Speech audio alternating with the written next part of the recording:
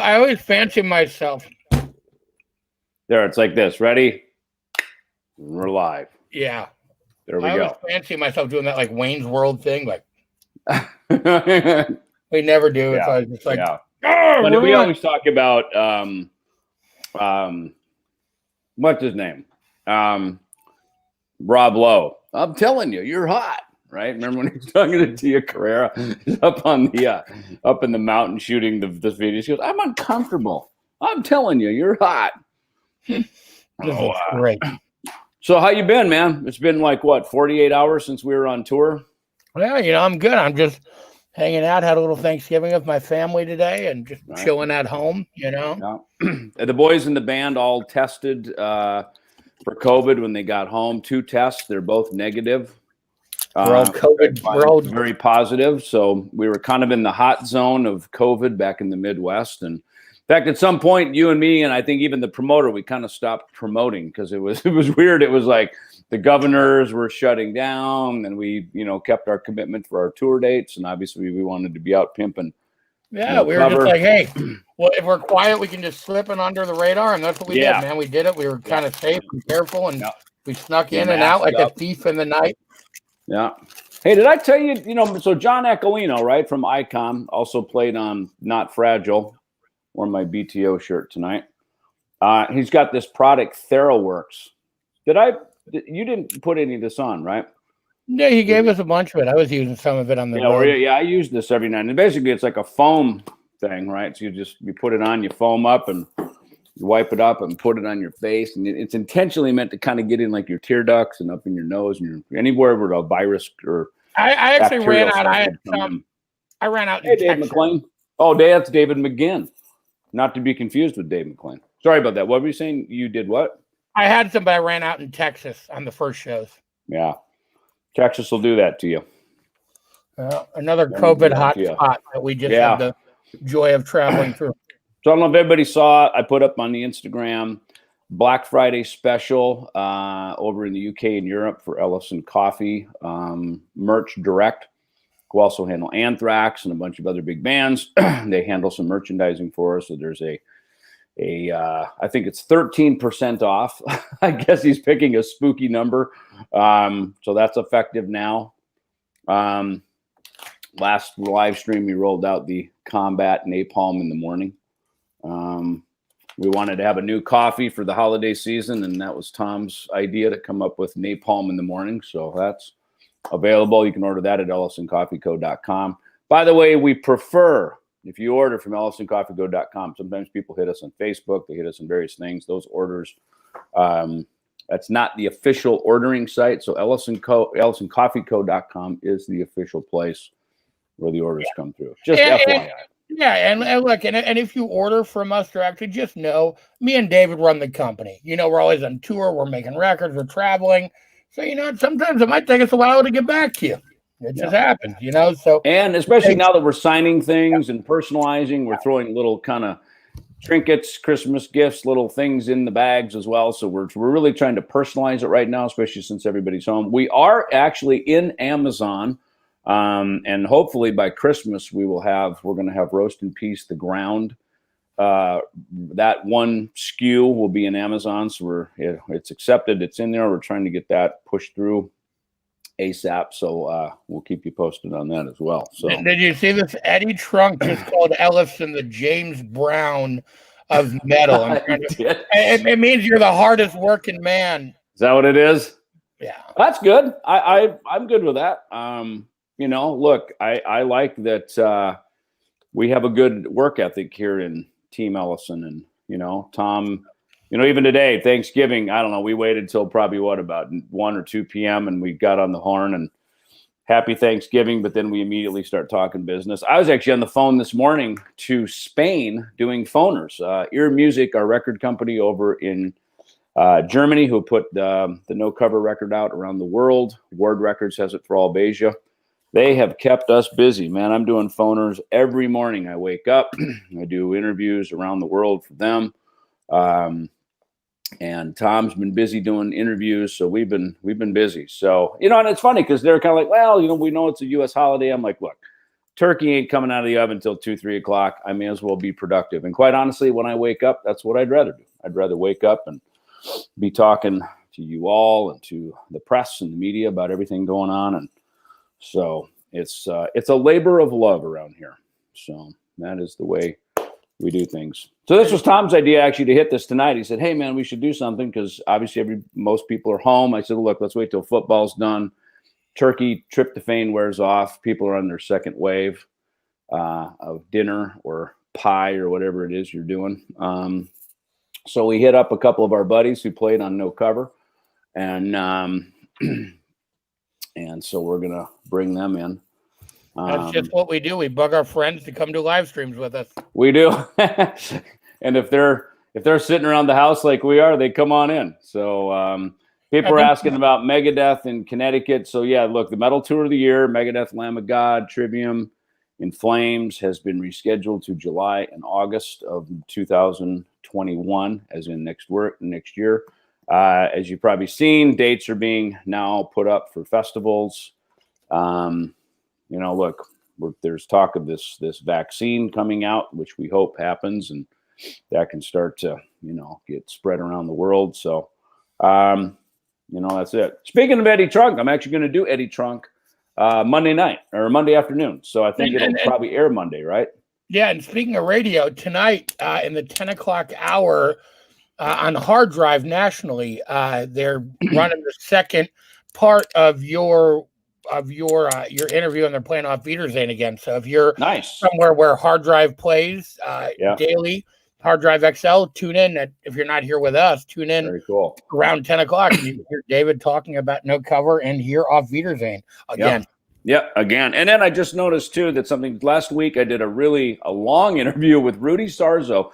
Rudy has a new show called 6 Degrees of Sarzo, and it's on Monsters of Rock Radio.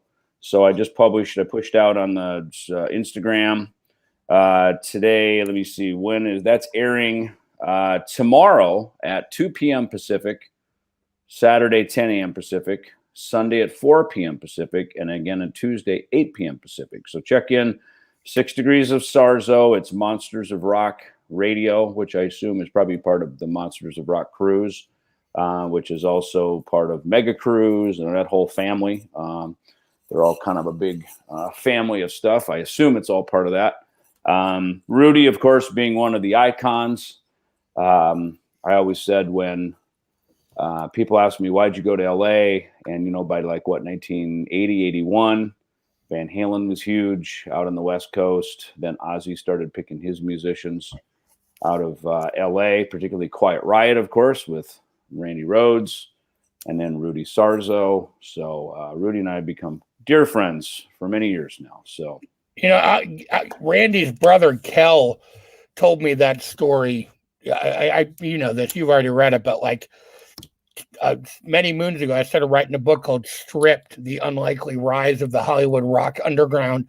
And Kel, Randy Rhoads' brother, told me that whole story about how Randy got in the band, and then originally Randy wanted Rudy in the band, but they'd already committed to Bob Daisley. And then later Rudy ended up getting in the band after obviously Bob and Lee left him. It's a really fascinating story. Yeah, and Rudy's got a great book. I have it over here called Off the Rails. Yeah, so we have now the Ellefson Book Company, and that Tom wrote this manuscript. He let me read it. I read a bunch of it. It's fascinating, and I mean the early days, Nikki Sixx before he was Nikki Sixx, Blackie Lawless, as he was becoming Blackie Lawless. I mean, these guys were all kind of trying to find their way. Of course, LA was coming out of this punk rock movement. Van Halen became popular despite all of that. And then, of course, after Van Halen came the Sunset Strip. Yeah, Motley, Wasp, Quiet Riot, Rat. London Snow. Yep. Yeah. So that, dude, you got to finish that manuscript. I mean, because a lot of those guys that were in there, Kevin Dubrow, now, of course, Frankie Banali, a lot of these guys have passed on, man. And I found it a fascinating read because it was before I got to LA, and I was very fascinated with, growing up in the Midwest. Rock Scene magazine was out of New York, so that had kind of the Ramones, Patti Smith, the stuff that was, the Dead Boys, the things that were kicking around the clubs and the punk rock scene in New York. Kiss, of course. But the LA scene was the one that fascinated, maybe because the sun was out. Yeah, you and me we went west. I think kids in the Midwest. I remember when I went to Berkeley College a few years ago, they hired me in to do some symposiums and things. And they asked me, said, why did you go there? Why didn't you come out here to go to Berkeley? And I said, part of it was Musicians Institute, which is still there, was a big draw. And like the guys from Toto, the people from Steve Lynch from Autograph, stuff that was happening out in LA just seemed to be the forward thinking, So I went there. So guys like me and Tom from the Midwest Metal Mafia, we didn't know it was that, but now it is. By the way, dude, great show in Green Bay you put together, by the way. I want to say that was a great club, great PA, great sounding room. Yeah. Fathead, great. It's a great room. It's a great club. Great room. Yeah. So good job on that. So Tom rocked it, man. He put together a nice string of dates for us back there. And Chicago show was packed. I mean, the place was freaking rocking, man. So people wanted to mask up and come out and see shows. So hey, it was fun, man. We got to go out and do it and play a couple of shows, and God bless. Yeah. So anyway, the live stream, by the way, is that we did in Madison on Sunday. That lives now on YouTube, on the David Ellefson YouTube, as well as the Facebook, right? Yeah. Yeah. Cool. I just realized it's like I got to go and recaption it. Like the way it was streamed, it was weird. So I got to go. I just realized when I was going to look for it earlier that I got to recaption it. But yeah, it's on your YouTube. It's on your Facebook. I think it's on my Facebook. It's all over the place. You can find it. Yeah. But it turned out great. Cool. Well, hey, we got some dudes hanging backstage, I think, right? We do. Let's find one. Let's find one. Look at this. Let's find the dude. Look at this guy. Look at that guy. I see your Canada. I see your Canada, and I will raise you. Canada. A whole lot of Canada going on. Can you hear me? A lot of Canada. So, Satchel from Steel Panther, how are you, buddy? I'm full of turkey. Yeah, I know. And a little bit of cocaine to keep me stable. Speedball. Thanksgiving speedball. I love it. You got to balance out a little bit. Yeah, totally. I'd be asleep right now if it weren't for the cocaine. Well, when I hit you a little while, just literally a couple hours ago, I was happy you responded because I figured most everybody'd be like zonked out from turkey. So hey, I want to ask you because I thought about this today. We're getting another turkey out of the oven. What are a couple of legendary shows? Hey Tom, he went away. Tom. Okay, so list a show or two that you guys, Steel Panther or otherwise, fight or whatever, that you've played on Thanksgiving. Some venue turkey, catering, sleeping on the bus. Just anything come to mind? God, I don't know. I mean, I know that I've probably done shows. I know I've been on tour during Thanksgiving. Right. But most of the time, the day of Thanksgiving, nobody books a show on that day. Usually, so it's always a day off. You're in a hotel room or a strip joint. Yeah, or that they have turkey there. They do. Yeah, some of the best turkey sandwiches I've ever had have been in strip joint. A great tail feather. It's funny. I do remember one show. I remember early on, it might have been Killing. It was probably P-Cells or maybe So Far So Good As What or something. We played in Sacramento, and I remember it was this bar, it was a club, and same thing. I was like, I can't fucking believe we're playing on Thanksgiving of all things, and catering, which is pretty generic food, and you want to eat it because it's celebratory, but we're on stage every night, so we're kind of keeping our rock figures thin, and working out. So you can't do what you do at home where you just pig out and fall asleep and watch football. So that was one. I seem to remember there's another one somewhere too, in the last decade, like an arena show, so it's like, well, look, at least I can go to the bus and fall asleep, and kind of reboot before the show, but yeah, you're right. Usually holidays. So you guys got to do some shows recently. That's amazing. We did. We went out. Well, we booked them a couple months ago because we knew No Cover was coming out November 20th. And by the way, to hear that whole record, by the way, by the way, thank you for your address. We will get one in the mail to you this week. It literally just came out on the 20th on Friday. So we went out. The whole goal was to try to go out and get some sound scans and, play it for the people and get people like, you know how it is when you're out. Right. I use Sir Isaac Newton's law of motion. Bands in motion tend to stay in motion. Bands at rest tend to stay at rest, So if you're moving, things are happening, So I kind of gave the idea for this. Tom, we were talking just earlier, and he goes, "Let's do a live stream tonight." It's kind of that like, how do we get on stage tonight? Oh, fuck, let's do a live stream. Let's call Satchel. Let's That's have right. a live Well, hey, stream. that's why you've got the reputation as the James Brown of heavy metal. I wish I could do splits like him. Hey, funny James Brown story. So I was at the Intercontinental Hotel in Buenos Aires, Argentina, Buenos Aires, and would have been probably 1998 or something. And I look out, I'm going to the gym, and I look out the window. There's like this little stairway in this window, and I look out, and frickin' James Brown and his wife are literally on the lawn doing an interview. Wow.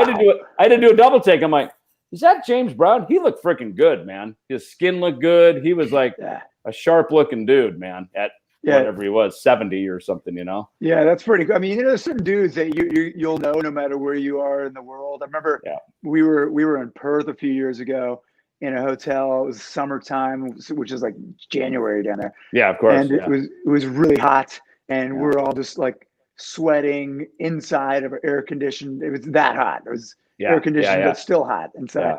And we look over at the hotel check-in desk, and we were not expecting this, but we saw Yngwie Malmsteen, and it was so, and he had a jacket on and all of his gold chains, like all of his leathers and everything, right? Yeah, everything. Yeah. It was like 150 degrees outside. It's great. Yeah. Ripper told me that. Ripper, Tim Ripper Owens, he said that. He goes, dude, on days, because he used to sing for for Yngwie, maybe still does. He said he has the best time with Yngwie. Like they go to the mall on days off, and he's full on Yngwie. You're like full, imagine, you're there at Macy's and Yngwie walks in, or at Hot Topic, and there's freaking Yngwie in leathers, and and he said he's a blast. He at sound check, they'll play cover songs, and he'll intentionally play wrong notes and chords, and everybody starts laughing and cracking up, So he said he's a hoot to be around. So that's great. But, it's funny. I had one of those too. I remember on the Rust in Peace tour, we were in Piccadilly Circus there, Tower Records, right in that center part of London.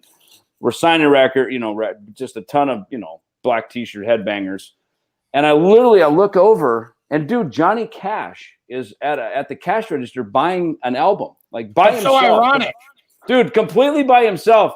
And I go, whoa. I said, dude, look, that's Johnny Cash. So we stop the line. Dave stops the line. We get up, we go over, we take a picture. And this is kind of before the big Rick Rubin resurgence of Johnny Cash, of course. He was, he was a little more, he just wasn't in the media big time at that time. So he was able to be undercover. And of course, what do a bunch of 15-year-old heavy metal headbangers buying Rust in Peace? What do they know about Johnny Cash? So that's amazing. Those moments are fun, and you're just like, oh my God, that guy's like a freaking icon, So, totally. Yeah. So that's great. Good time. Well, hey, by the way, thank you. And just so people that are tuning in here, so Satchel from Steel Panther, Satchel actually had a previous life. And he went by he's part of the witness protection plan. His name was Russ Parrish back then. And he was in a band called Fight with a singer named Rob Halford. And so Megadeth, so 1990 into 91, we did about 4 months on the Painkiller tour. So Painkiller just came out, Rust in Peace just came out. We went, all over with them. And then about a year later, Rob leaves Priest and starts Fight, and you guys came through town here. I remember you came to Phoenix, and I went down to see you. And I just did an interview today with a radio station, a guy from Spain, and he was specifically asking about you and playing on this record, and talked about Fight and how Nailed to the Gun was this game-changing record, and how it was, and it was, the 90s, it was a new decade. And how it was, and it's funny because Pantera, of course, was starting to make waves, but how Rob, he went from being, obviously an iconic Judas Priest, but he went really young. He got young musicians, and surrounded himself with this next generation. Any stories, any kind of fun stuff from back in that day? I'll never forget, I was a kid at the time, and I thought, God, this is amazing. I can't believe I have an opportunity to be in a band with Rob, who's an icon, Mm-hmm. and I remember thinking to myself, God, I mean, I hope he can hold up and sing. He's pretty old. He's like 42. I was like, which is funny because you listen to him now at 70 and he's freaking better than ever. You know what I mean? The I know. irony. Well, back then I was like, ooh, 42, man. Oh, I hope his hips hold yeah, up. that's old for metal dudes, right? I know. Yeah. So no, it was amazing. Though. I remember like, you know, doing the first rehearsals for Fight, and I think I lost most of my hearing during that band. Like it was all no in-ear monitors back then. It was all just stacks, and it was awesome. And of course Scott Travis played in that, and Scott is an incredible drummer. And that made it a lot of fun too, because when you got a super solid drummer, it's just you don't have to worry about. Well, it's funny. I told this guy today. I said, you know, I would never talk about this anywhere else, but of course we're friends with the Priest guys, and haven't seen that. I remember there's times we go to sound check and seeing sort of the dynamic in Priest, and it's funny when Rob left a year later. It's like I could see it. You could just see they were ready for a change. They were ready for a break. Obviously, they'd been Judas Priest for 30-some years at this point, a long time, you know, or however long it was, a long time. Yeah. And when Rob left, and then I read in KK's book, you know, he talked about that. Like, I think he was drafting his resignation letter on the plane, and by the time he landed in L.A., the word was out that Rob had already quit.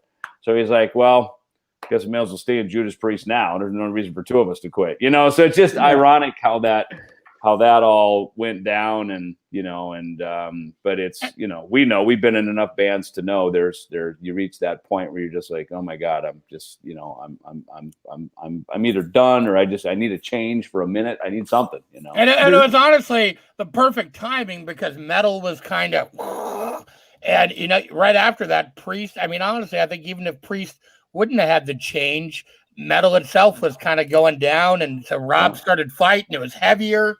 Yeah, Fight was a reinvention, you know, and then of course right after that, because I remember we did Countdown to Extinction, Pantera, of course, had just put out Cowboys from Hell, and then they did Vulgar Display. We took them over to Europe with us, and you know, Phil shaved his head, and he you know, kind of had this real synergy. It's funny, Mustaine, Phil Anselmo, and Rob kind of had this real synergy together as like these, you know, they were like the three kind of new heavy metal frontmen, and but you know, it's funny, you know, Rob reinvented himself. It was cool, man.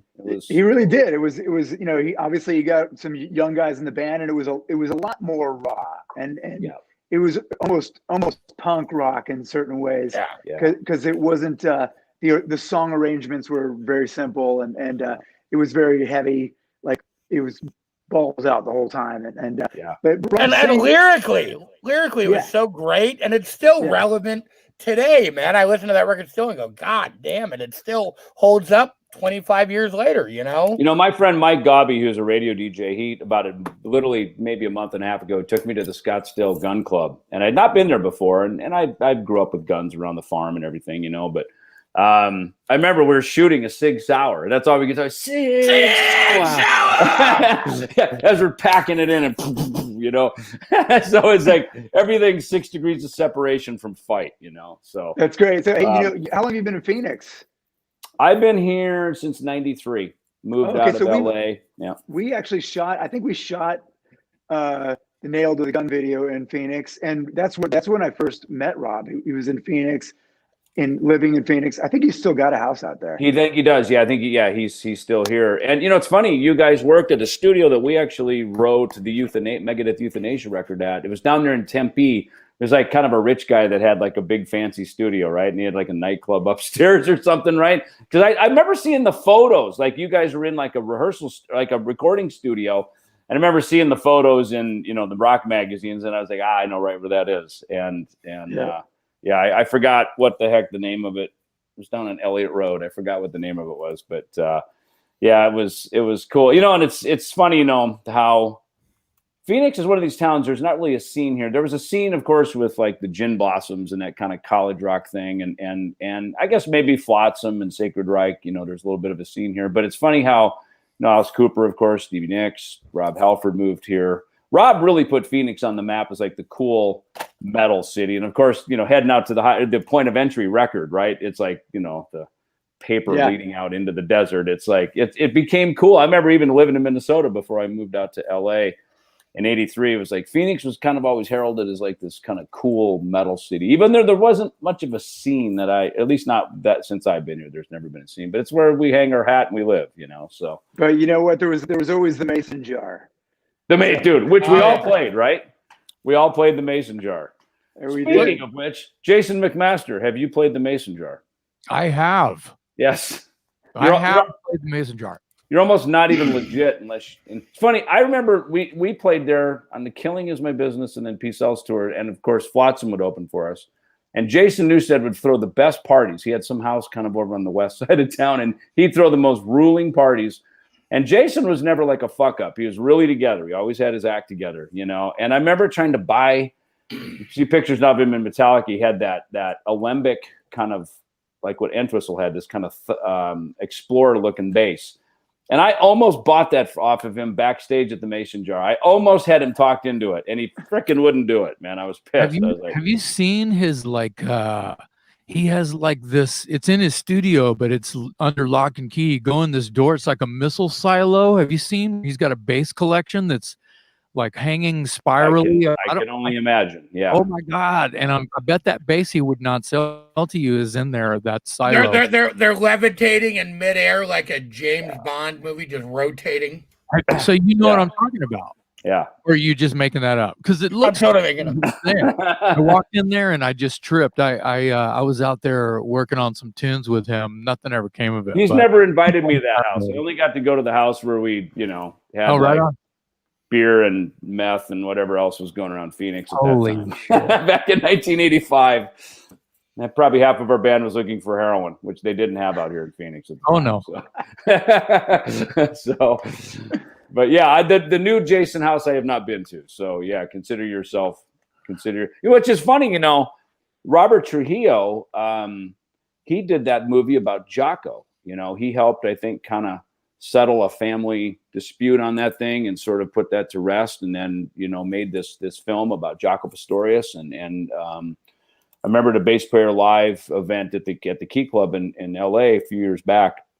They premiered kind of the trailer of it, and it was very cool. It had everybody, Geddy Lee, Victor Wooten, I mean everybody's in the film, and Jaco's son is an amazing bass player, and so it's cool how it's funny. Metallica, a band known for its guitar work, has had the bass players have had some significant marks. Obviously Cliff Burton, of course too. But that's definitely a band with some pretty historical bass player stuff going on there too. So oh yeah. No, this guy lived in Wiener from 90 to 98, whatever that is. Is that? That's Vienna, right? Is that Vienna? I mean, if it's Europe, it would be Vienna, right, Satchel? No, I think he's talking about Arizona. Yes. Wiener, Arizona. Arizona? 90 to 98. Yeah, I'm reading that. Yeah. Roofing company called Rogue River. Well, that would make sense. It's funny. I know a lot of guys who are roofers out here. And I'm like, roofers and air conditioning business. Yeah. I'm like, God, I mean, obviously you're never going to be out of work, because it's always hot here. But it's like, geez, what a hellish gig, to like deal with. I passed through Wiener one time and it smelled like balls, so I left it. I've never heard of it. I have no idea where it is. Yeah. And then maybe you can clarify what Wiener is. We don't know what he's talking about. Tell us about your Wiener. Yes. So Jason, we were just hanging in Texas. I guess about a month ago now. We filmed the Eat the Rich and Riff Raff video. Vemer. There you go. Vemer, Oregon. Ah. All right. See. Wiener, Oregon. Yeah, one letter, an M to an N, changes the whole narrative. Right? Yes. Probably still smells like balls, though. Yeah, it's like, he said wiener. Still does. Shut up, dumbass. Yeah, the Riff Raff video just premiered on Monday, I guess, right? Or Sunday night when we rolled it out. So came out off.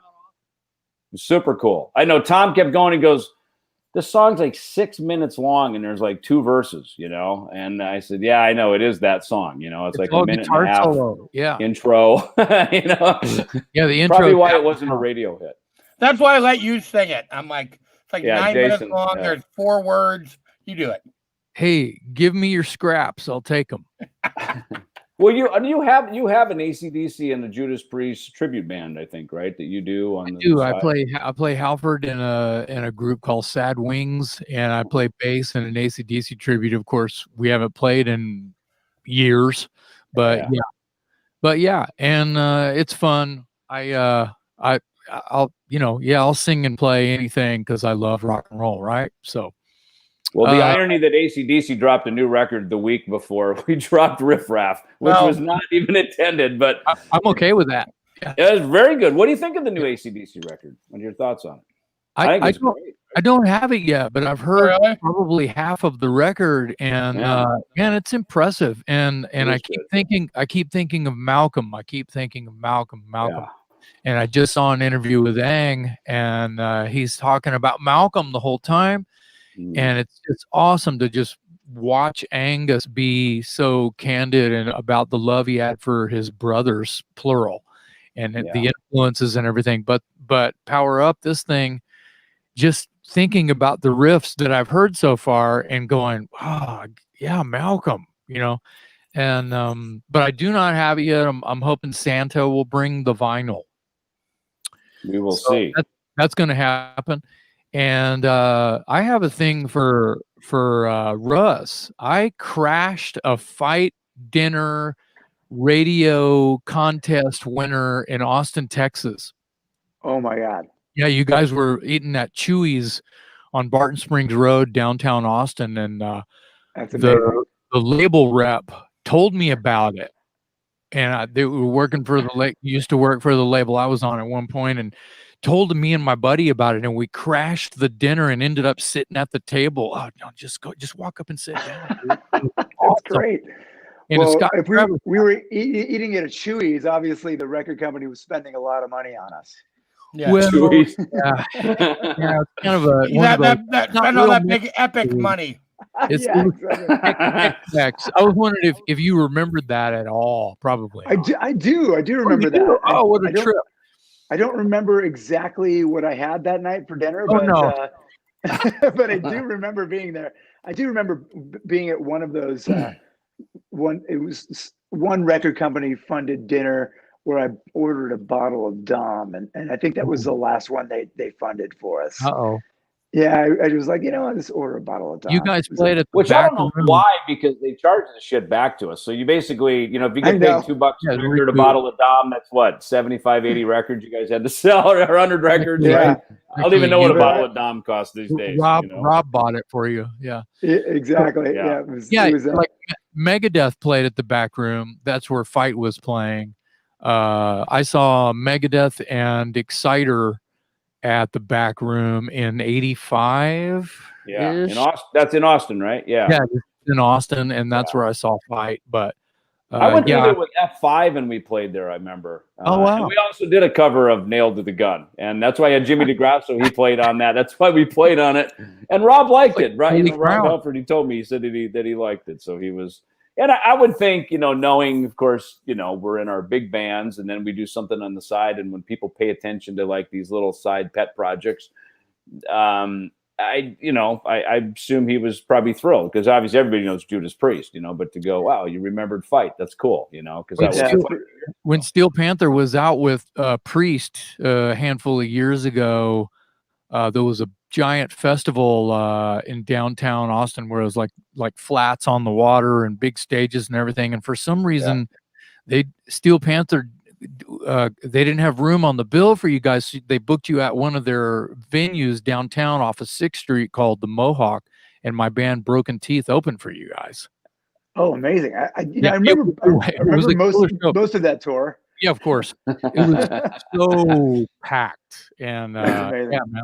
It was great.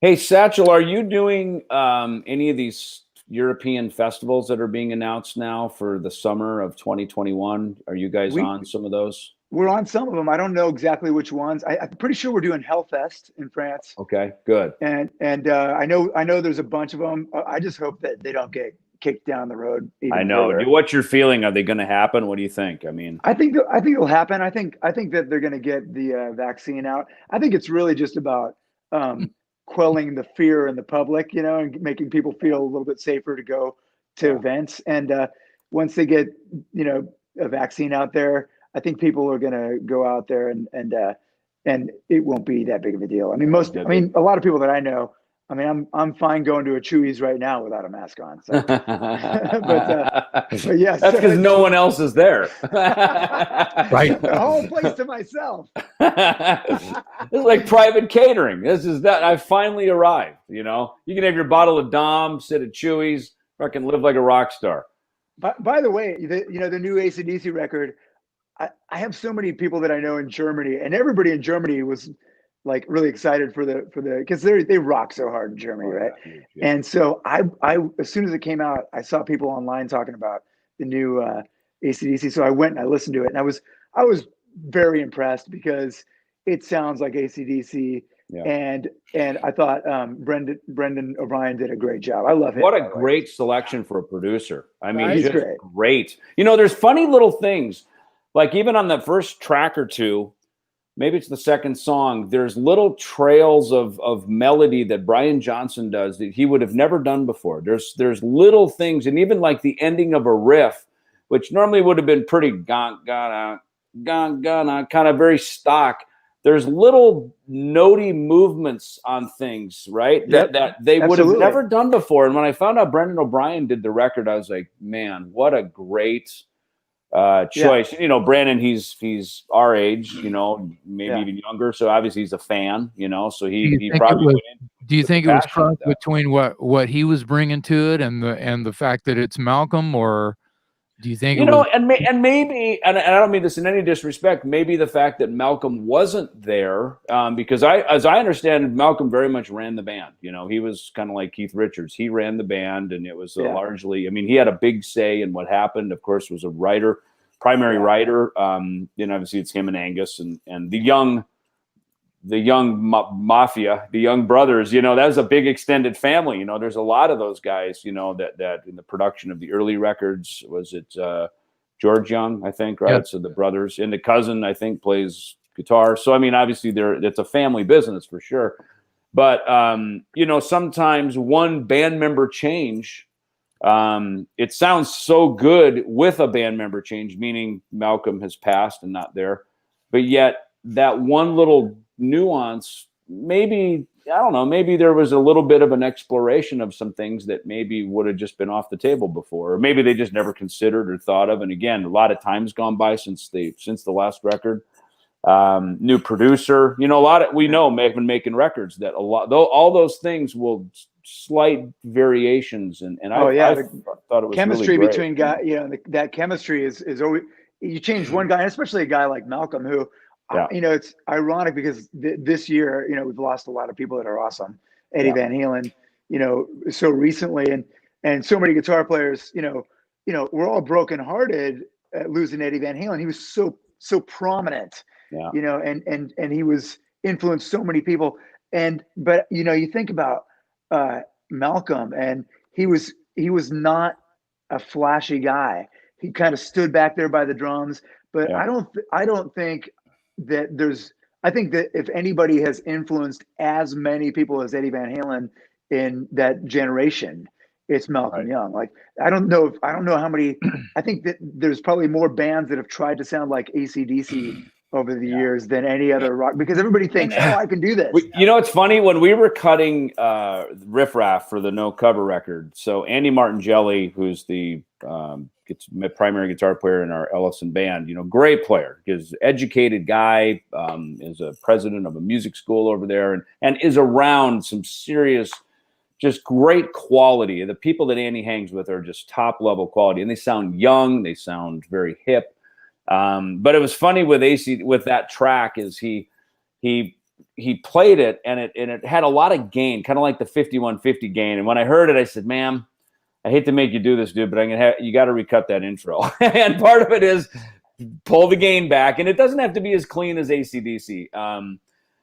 But it's just, and he did it, of course, and he's great, and he could, do anything you ask him to do. But it was funny because that intro is so important on a song like that, because it really, if it just all splatted out, with a high gain, you really lose the essence of what's coming, we're gonna watch this fucking video since you guys keep talking about it.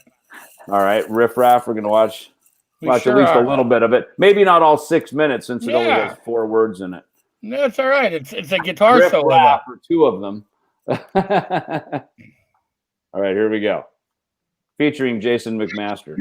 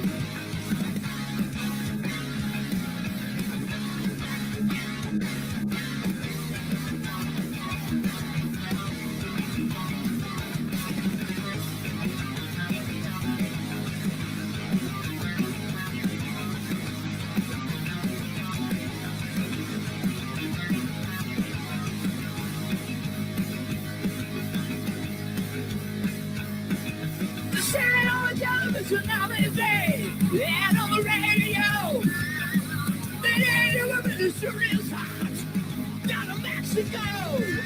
The boss man trying to tell me, beginning of the end. Stand in the Batman, the too late mountain. Ram down,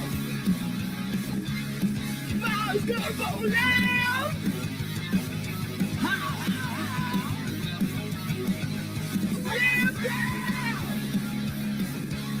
Go on, let yourself in hand. Have a good time.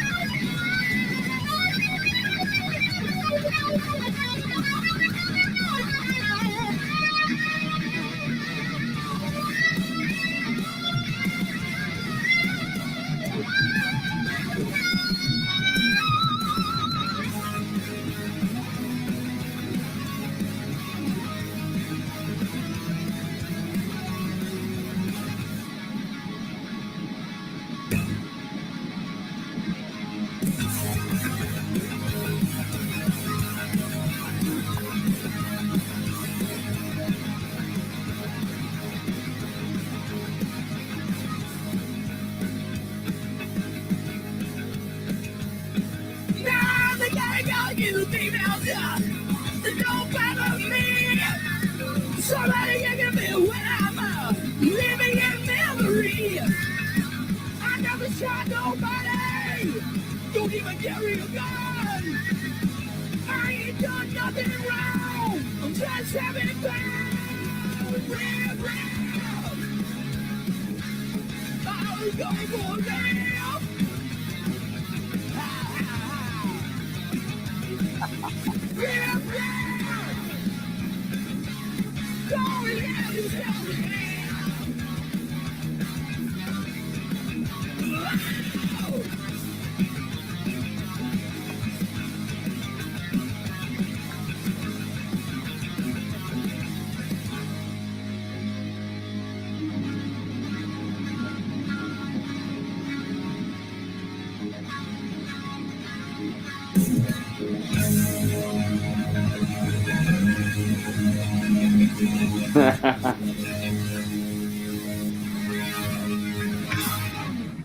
I like how Satchel put the ha ha ha in the chat, right? That was great. I laughed my ass off. Dude, Jason, you're such a rock star. My favorite part is this. Like, we get to see that like 2 or 3 times in the videos. It was so fun just sitting there in the room watching you. I was like, that guy's such a fucking rock star, man. It's so fun. Man, that's so nice Still of look you good. to You're all skinny with your long hair and fucking looking like a rock star. I love it. I need to And pay your all you tank shirt, right now for your saying that. tank shirt. Yeah. Yeah, You know what's thank funny? you. Like, I remember writing. I like wrote a little chart for it because you got to have every bass note be perfect. Hey, look at Andrew Freeman comes in on top of it all. Hey, I was sitting here for a while, so I ran out of a drink. So Good, you got himself a cocktail. I did. So Andrew Freeman from Last in Line sings on "Nailed to the Gun" Over the with Mountain. Tom, Yep. and with Satchel on guitar, and Over the Mountain. Yeah, And and it's funny. Fucking thank you And Jimmy again. I never DeGrasso got played to thank you drums for on doing both that. of those. Yeah, and Jimmy DeGrasso played drums on both Yeah. of those. Which is cool. So, what are you doing, dude? Happy Thanksgiving, by the way. I actually, my girlfriend just walked in because I said, "Hey, I've been waiting. Why don't you come down and have a drink with me?" Because I just Fuck these guys. They're like blowing me off. You guys are playing the riff-raff thing. I was like, "I'm going out. Grab a bottle of Tito's." He's like, this is like 25 minutes long. I'm gonna go have a cocktail. Yeah. He actually went to the liquor store. Today, Yeah. you know? So, Yeah, you can't even enjoy your L-tryptophan turkey buzz right now. You get it. I mean, I'm right. I was having fun just watching that. Jason's having fucking awesome on that. Holy shit! I know, right? And you know, and it's funny, Dave Lombardo. Thank you, sir. It's funny What's with to put Dave Lombardo on an AC/DC track, and I said to him, he was on one of our chats about a month ago, and I said, it's funny, you're known obviously for being this hammering Slayer drummer with all these gnarly fills and the shit. Now we're just making you just play real basic, and how not easy that is to do it great, and he nailed it. Is it true that he chose that song? Is it true did, that yeah, Dave chose that song? Yeah, that blows my mind too. So yeah. Well, I mean, Originally, Charlie Benante was supposed to. Oh, sorry. Originally, Charlie Benante was supposed to play that song, and I forgot to fucking tell him. He actually tracked it, and then Lombardo wanted to do it, and then the record was done, and I sent it to Charlie, and he's like, I didn't play riff-raff like that. And I'm like, I totally forgot to tell him that we recut his parts with Lombardo. He was a deer about it, but I felt really bad. Yeah. Charlie got 3 other songs, though, so he was okay. Exactly. That's Charlie okay. did okay. We do that to our bass player all the time. Oh, yeah. Oh, yeah. So I forgot to tell you we replaced your part. Sorry about that. David Ellefson came and played them all. Well, if you want them done well, I mean, you got. Sorry, Lexi. Hey, I love that about Lexi, though, that he plays a Jackson bass. I think that's so metal. I mean, it's just like so fitting, especially for Steel Panther. It's kind of the era, and I love it. He's representing, and that's right. You know where he got that bass? Where? He got it from one of the most beautiful heavy metal bass players in the world, Matt Nelson. Ooh. Oh shit, that's a Matt Nelson bass. Wow. It's a Matt Nelson bass. No kidding. Yeah, Wow. Matt Nelson's got all pretty. kinds of cool stuff. He plays the Does he still- Jacksons too. They play Jacksons. So when he plays in Nelson, does he play Jacksons? I need to know this because I'm a Jackson guy. I need to take this information back to headquarters. I think he did play it. I don't know if he. I got to tell you, I just saw those guys in Nashville a few days ago because we did a show out there, and they came down because they live in Nashville now. And both of them are Gunnar and Matt are both growing their hair out. That looks good. They look beautiful. They've gotten Botox. It's amazing. Awesome. That's gorgeous.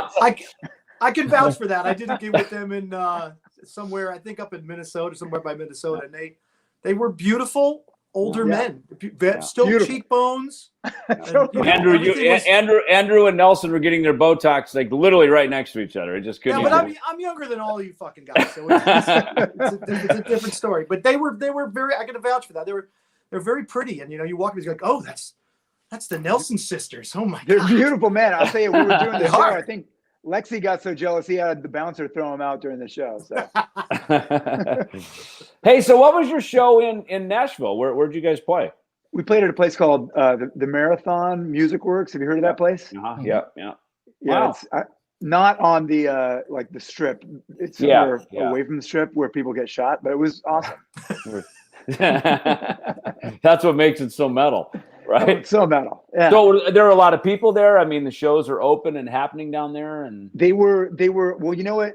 It was funny because we had the shows booked a few weeks in advance, and then right before we came in, the COVID numbers started getting bad. And I don't mean to sound sarcastic, but I mean, the numbers went up. I don't know how many people were dying, but the government went, shut everything down, shut it. And then they shut everything down like the day after we played there. wow. So we got lucky, but it was just also, like us. Yeah, it was a limited audience. Like I think they only let maybe 20% or 25% of the people that could fit in. All of our shows were like a quarter capacity. We were playing like 1,500, 2,000 cap rooms, and I think they were letting like 150, 200 people max. So same kind of deal with our shows. Yeah, exactly. Yeah. Hey, so Andrew, it's funny. So I hit DeGrasso to play on Nailed to the Gun, and obviously thank you for coming in and singing on it. Oh my God! My pleasure. So look, let's fanboy out on Satchel for a minute. It'd be about being Russ Parrish from Fight. Well, yeah, because look, where were you in the world? Well, I'm just saying, what were you doing when the fight record came out? Since you're such a young man, where were you? Like, since you're so much younger than us. Fourth grade or were you in kindergarten? Fourth grade. The first time I met Cassius Clay before he became Satchel, his name was Russ Parrish, and he was playing in a club in Middletown, New York, with a band called War and Peace. Oh my God! Yeah, and my band opened for them. My band was called No Justice. We opened for them that night. I remember that. And I walked into the club. I was probably about 18 years old. I was a beautiful young man, and I walked in. I had a white Marshall 72 Marshall head, and I had no handle on it, but the grill was out on the top, so I was holding it from the wood, walking in. And this guy comes beelining over to me, and I go, "Oh, hey man." He goes, "Hey bro, where'd you get that head? Is that your head?" Yeah. Fucking all night long, he tried to buy that amp off of me. This guy. All night long, and I didn't have the heart to tell him that it wasn't my amp because I was like, "Fuck, War and Peace's guitar player's talking to me, man, all night. He's even there. He's just really into amps." And I was gonna buy it with Jeff Pilson's money. Of course you were. Yeah, never use your own money. A lot of stuff with Jeff Pilson's money. It's all right. Yeah, OPM, other people's money, even when buying 72 Marshall heads. Oh, that's right. I'll never forget. We had a party afterwards at my brother who was a singer at his house afterwards. So that's amazing. I'll never forget that tour because that was I think I grew up in California, so when I joined that band, it was with Tommy Henriksen was on the bass, Tommy. and Tommy and Jeff was on guitar and he sang, and Ricky Parent, who later played with Enough's Enough, he was on drums, and great bunch of guys. But I had never been like outside of California, and they were like, "Hey, let's go tour New York in like January or whatever." Yeah, it was freezing, and we all it was like an old school. I think Tommy had a Jeep Wrangler or something that later got repossessed like a couple months later, and it was awesome. It was old school, and but we ended up staying in one room in like a Motel 6 one night where there was no heat, and it was literally you could see your breath in the room. Yeah, it was awesome. All body heat. It was all body heat. Yes. So basically, Satchel, you were like how Bumblefoot is now. He comes to Green Bay, Wisconsin, where it's like 0 degrees, wearing like a leather jacket, an open shirt, a necklace, looking like a rock star. You're going, dude, you sure you don't want to go like Walmart and get some Long Johns? It's fucking cold. Exactly. Right? I didn't even know they made Long Johns back then. I was in California. California guy. What do you know? Yeah, exactly. Yeah. Shorts at Christmas time, It was fucking cold there, man. It was cold. Dude, I live in Wisconsin and I wear shorts at Christmas time. Yeah, but you're born and bred there. That's a different deal. When you're freaking looking California, feeling Minnesota. As the lyric says. Exactly. He wrote that lyric for me. So, and so, you know, what's funny, Satchel, you did an awesome, in fact, I shared it. I had to see it. So, Eddie Van Halen passed. You know, it's ironic. I was literally just about ready to have a conference call with Jackson Guitars. So we do kind of a monthly meeting of design stuff. And it's literally like 12:45, and suddenly Wolfie pushes out the news on Instagram that his father, Eddie Van Halen, had passed. And I think a lot of us kind of knew it was coming, or at least, you know, we knew he was sick. And but it's shocking, obviously, when it happened. And within like a day or two, you put out that video of you playing Unchained, I think it was. It was Unchained, and thank you for that. I appreciate the compliment. You know, somebody, a friend of mine from Germany, got a hold of me. This is like a few months before Eddie passed away, and you know, we were all in quarantine, and they were just like, "Hey, let's do Unchained. It'll just be fun to do like the you know, COVID cover song." Yeah, and we all did it, and I had no idea who else was going to play on it, and then they got me the final mix like literally the day before Eddie passed away. And then when he passed away, I was like, oh, maybe we shouldn't put this out, because I didn't want people to think that we were trying to capitalize on Eddie's death. But then I thought, well, you know, let's put it out, but also just say like, hey, we had already done this, but you know, let's put it out there and just say, you know, let people know that it wasn't, you know, in any way to like try to capitalize. It was incredible, man. I mean, dude, you play. Did you play in the Atomic Punks at one point? I did. Yeah, I did. You did. My God, dude, you play so good. I mean, you just play great anyway. But the Eddie stuff, oh my! Because I think you're sitting right where you are now. Because I could remember the guitars in the background. I think you actually filmed it right where you're sitting there, right? And just and it's that was a great band. And it's funny, that bass player guy also plays Jackson basses, I think. But the drummer was great. The groove was so freaking solid, man. It was that was a good sounding little ensemble, man. Y'all should start a band, man. You know what I just thought of? You know what I just thought of that was really funny, and there's other weird connection we have that Satchel probably doesn't even remember, but that whole Corey Taylor trying to kill himself story. We actually went to go see Steel Panther, whatever the fuck you guys were called then, at the Viper Room the night that happened. Corey got up and sang with you guys, and then we went to the Hyatt and he tried jumping off the fucking balcony. It was the craziest thing. But that was after a Steel Panther show. When I think it was when you got, but it was pre-Steel Panther. It was. Yeah, but it was when you guys were still the Viper Room. You know, it's funny. My band F5, Metal Shop, Metal School, Metal Shop, Metal Tampons. Metal, we had a lot of names. Well, all the metal names. You were called like Metal Shop or something, right? And you played. You had a stint at the Roxy for a while. I remember Byron Honchus, who worked publicity for Megadeth at Capitol Records, and he worked for Union Entertainment. And so when I was working at Peavey, I worked with the Nickelback guys and Default and some of their clients. And Tim Heine actually helped me shop my F5 stuff and got my record deals for me. And then they put us on a show playing before you guys. It was funny, dude, because the Sunset Strip, you guys were the only thing going on the strip on a Monday night, right? Yeah, it turned out to be. I mean, that was the only night that we could get booked because I remember, you know, late '90s. I kept talking to Sal at the Viper Room. You remember Sal? And and he, you know, there was stuff going on every night. And I was like, listen, you got to get my band in here because I think it might work. And he was like, well, the only night I have is Monday. And it just turned into like this night where, you know, everybody went. And then before you knew it, like, you know, it was like night every Monday for years. And then it just became like the night to have fun. Like, and, you know, there was a lot of people that couldn't go because they had real jobs, but we just would always tell people, well, then quit your fucking job. The Key Club, the Key Club was so much fun. I remember hearing, I was in Texas hearing about, you know, this Metal Monday at the Roxy. So when all that was going on, it was bleeding over like the rest of the world. And I have friends, I think a couple of my friends actually would just, you know, were planning to spend the weekend in LA, you know, a place in Hollywood or something, and just so they could go Monday night. Right. So I would go every Monday when you guys are at the other place at Gazzari's there. What was it called? The Key Club. The Key Club. Key Club. I just go to Monday. Every Monday at the Key Club, we go hang out. And it's funny. I was at a party once. Like your drummer, what's it, Derek? What's your drummer's name? Sticks. Darren, sorry, yeah. Sticks. So I was at a friend. We have a mutual friend. A friend of mine is Paul Stanley's guitar tech, and we were at this like kid's birthday party, right? Are you talking about Fran? Huh? Yeah, Fran. Talking Yeah, about Fran? Yeah, Fran's cool. Yeah, Fran and I grew up together. So, so we're at this party, and he goes to me, it was like that week, and I said, "Oh, I was at the show. It was great." He goes, "Yeah, man, we're becoming like the concert.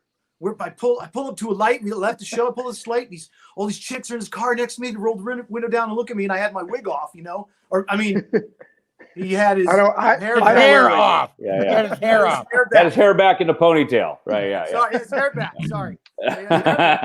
And they're like, "Hey, hey man, were you at the concert?" He's like, "Yeah, baby, I was at the concert." Like going back and forth.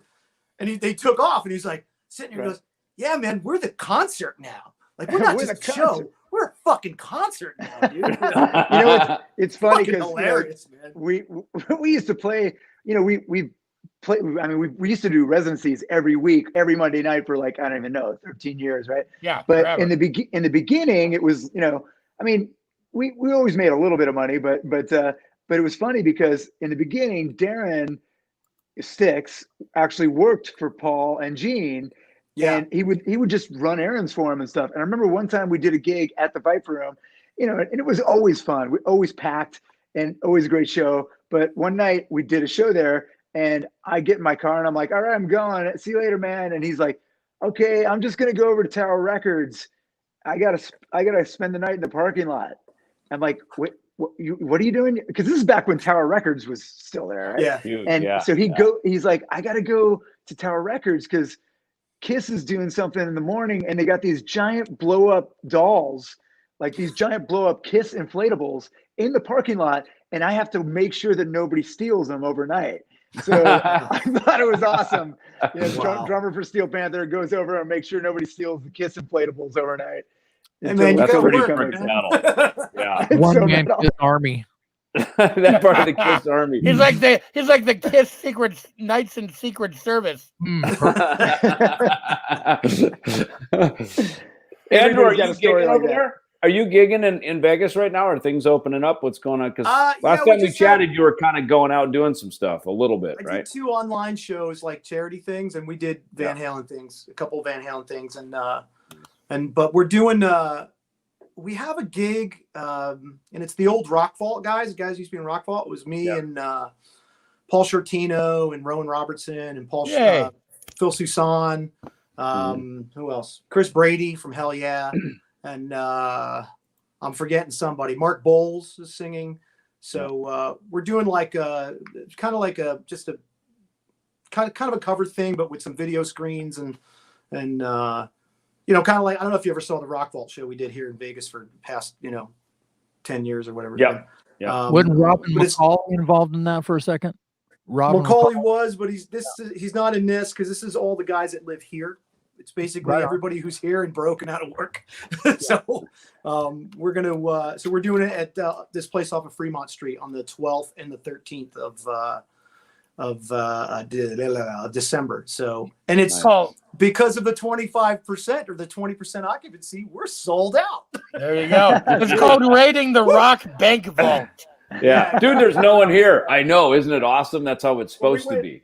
Yeah, we were at 50%, and then the governor changed it at the beginning of the week, so it went to 25%, and it was like, oh, all of a sudden we're sold out. Like, fantastic! Add a second show. So I think are they going to readjust like Polestar numbers? I mean, kind of like how 23 people we're sold out. But wait till you see how we fucking spin it. $500,000 to million's not fair. Like they adjusted for streams or whatever. Now they're going to have to do that with Polestar tour numbers. 150 is a sold out fucking Diamond Award touring medal or something. So. It should give us like bucket. It's going to be the greatest show ever. It's going to look great. Give us Purple Hearts for touring right now. Yeah. Jesus. Yeah. Right. You got it. Well, we had a couple of friends that we were hoping were going to stop by. I just got word they're going to come back at another time. Okay. Unfortunately, I guess we kind of hit them at the last minute to jump in. No, we don't need anybody else, man. We don't. No, but I just want to let you know. So they're gonna jump in at another time. So we will rally around that one. But yeah, this has been friggin' awesome. And Andrew, thanks for coming in at the last minute. Thanks for having me. It was really awesome to do this record, man. Yeah. Nail to the gun, one of my favorite songs. And all you guys, man, playing on this record, really awesome. Thank you for your addresses. We'll get the copies out to you this week. And really, the reviews around the world have been fantastic, and it's just people are so excited. You know, like even today, I was doing these interviews over to Spain. You know, and what really hit me is for such a fucked up year that this was for 2020, and for us, obviously, our industry got hit hard, right? One of the worst in any industry. And fans obviously disappointed, and you know the shutdown, that's sort of the COVID depression and everything that goes with it. You know, I really feel like this record kind of serendipitously has given a lot of. It's kind of been a great pull the nose up year-end celebration, you know. And so I really want to thank all you guys for being part of it, because the feeling around the world now that we're doing the press on it this week is that people are really excited. Yeah, they feel like 2020 had an awesome rock and roll musical, you know, an uptick, you know. So we did a good thing. So really, really appreciate that. It's duly noted around the world. Yeah. So thank you. Thanks for having us, man. It was a blast. Yeah. And make sure everybody make sure everybody go pick up No Cover.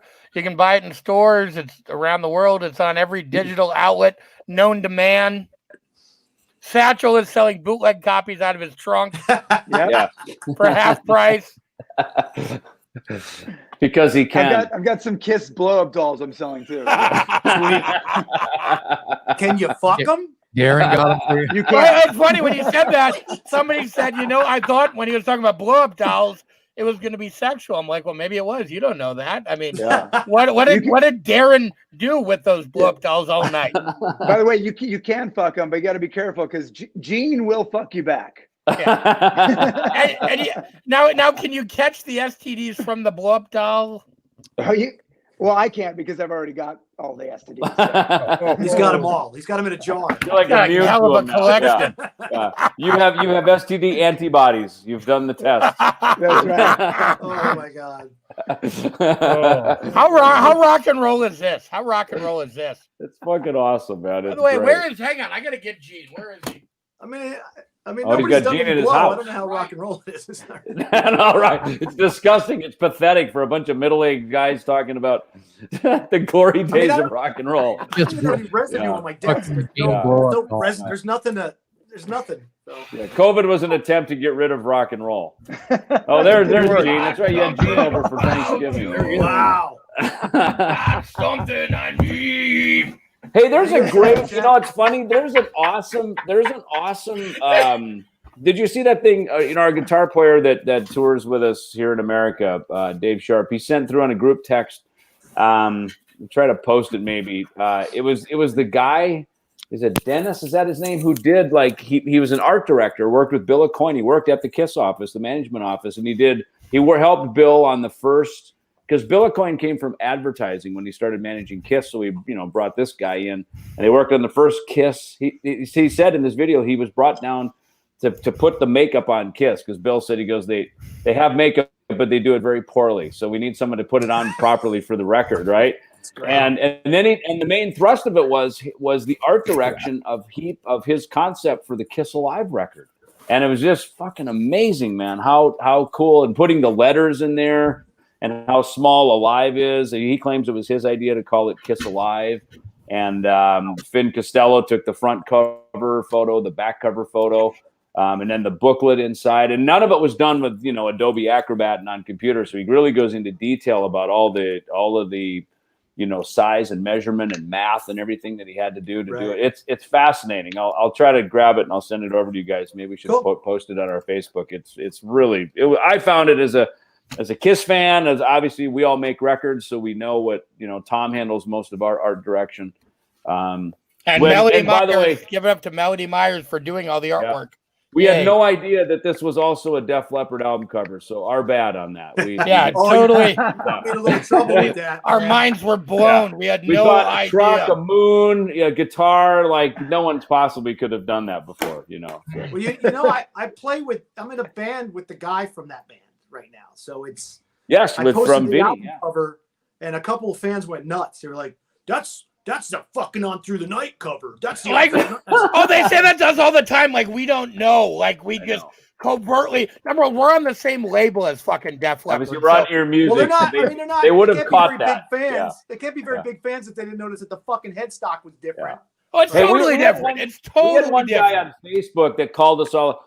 Have you contacted at Def Leppard? And I'm going to let at Phil Collin and at Joe Elliott know now. Like he's like the lawyer going to go and light the shit up.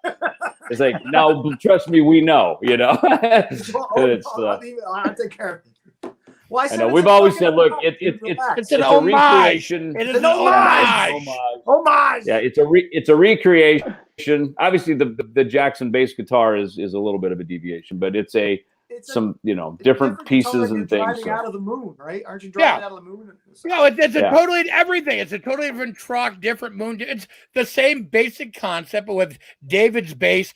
And I don't know if you know this, Andrew. We've talked about this a couple times in interviews, but Def Leppard and Rick Allen being so young is what inspired David to move to LA and pursue music. You know what I mean? It's like, so that's kind of part of the. Well, when I was 15, I remember the drummer in the band that I had back in Minnesota, because we were gigging around playing the ballrooms and the bars and all this shit, and especially the ballrooms. That was kind of the big thing in the Midwest. And I remember, like that year, of course, Motorhead, Venom, their first couple Maiden records, Diamond Head, this Tank, this new wave of British heavy metal was coming out, as well as, Scorpions' Love Drive and Heaven and Hell and these things. But man, I tell you what, when that Def Leppard record came through the door, and Rick Allen was 16, Joe Elliott was 19.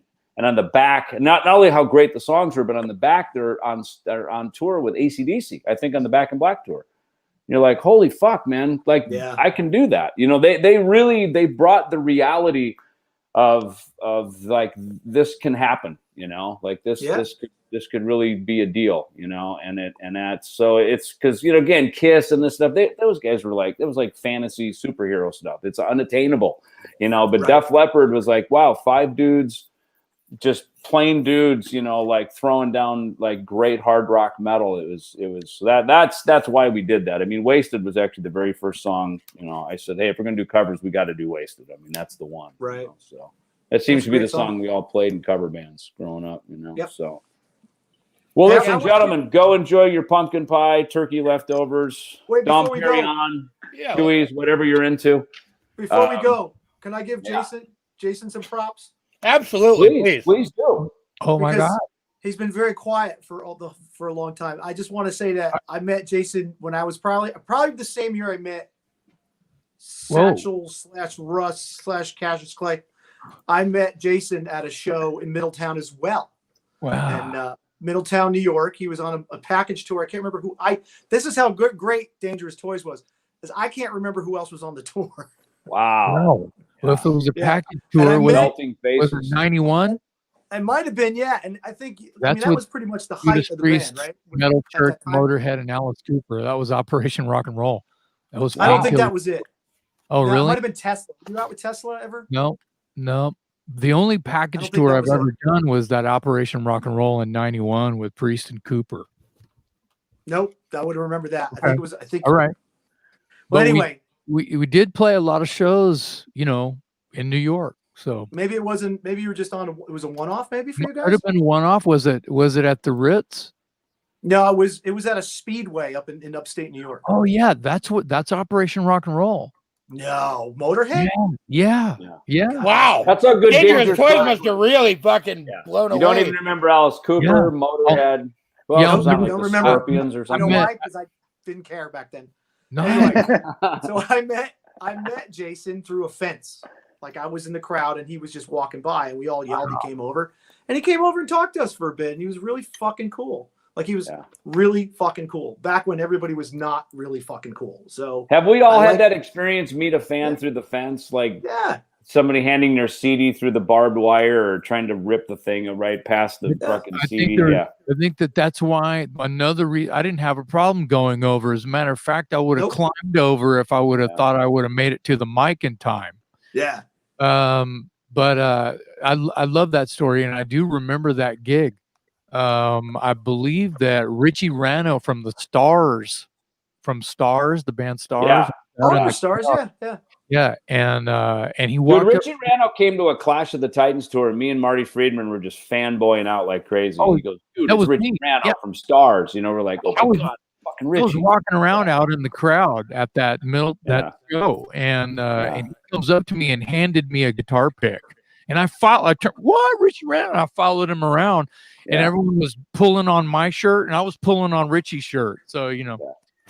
Well, I just say I've met, with the exception of Tom, I've met you three guys when I wasn't doing shit, and you were all really fucking cool when I wasn't doing shit. So I'm very honored to be in a chat room. Right. Well, just don't forget about us now that you're at the top. Remember to pay us back so that you don't forget about us. So when we're down in our luck and we go, Andrew, can we please get a gig? You go, fuck those guys. I mean, I'm probably going to be living under a bridge before you are. So it's, hey man, I will. You're selling out rooms at quarter capacity, Andrew. You never forget that. Yeah, I will always have some change in my car for you. Don't worry. We'll be calling in our favors when we need them. Yeah. Yeah. Well, good. Yeah. Well, if I can do anything, I mean, you can sleep in the studio if you want. There's a bed here. It's totally fine. So there's if you're ever in Vegas and you need a place to crash, you let me know. So all Satchel's got in his car is bootleg no cover CDs. I've got the blow up dolls as well. Yeah. All right, gentlemen, well, listen. We'll let you go. Thank you for spending an hour with us tonight, man. Thank you guys so much. And thank you, brother. Everyone, there it is. So rock and roll. Happy Thanksgiving. I'm putting the link for no cover. That'll take you all directly to all of the places you can download it, buy it, stream it, enjoy it. Please. It's our first week. Thank you again to everybody who checked it out. Thank you guys for joining us. Yeah. I will not run for president. Do it. Don't. Do it. See you guys. Thanks. See ya. Do it. Have a good one. Nice hanging with you guys, man. See you guys. Take care. Bye-bye.